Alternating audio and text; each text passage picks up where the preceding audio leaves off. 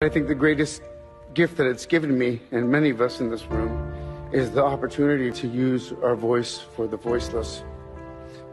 I've been thinking a lot about some of the distressing issues that we are facing collectively.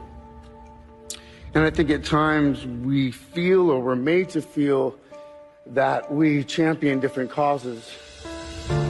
But for me, I see commonality. Many of us, what we're guilty of is an egocentric worldview, the belief that we're the center of the universe.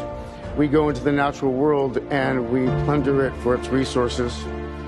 We feel entitled to artificially inseminate a cow, and when she gives birth, we steal her baby, even though her cries of anguish are unmistakable.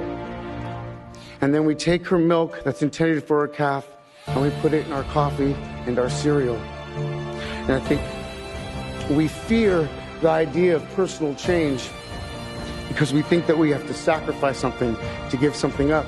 But human beings at our best are so inventive and creative and ingenious. And I think that when we use love and compassion as our guiding principles, we can create, develop, and implement systems of change that are beneficial to all sentient beings and to the environment. I've been a scoundrel in my life. I've been selfish. I've been cruel at times, hard to work with, and ungrateful. But so many of you in this room have given me a second chance.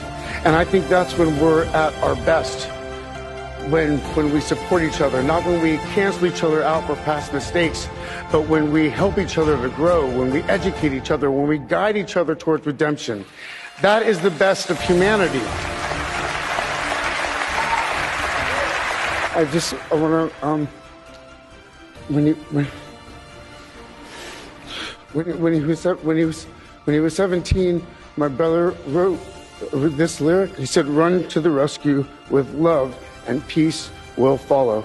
Thank you.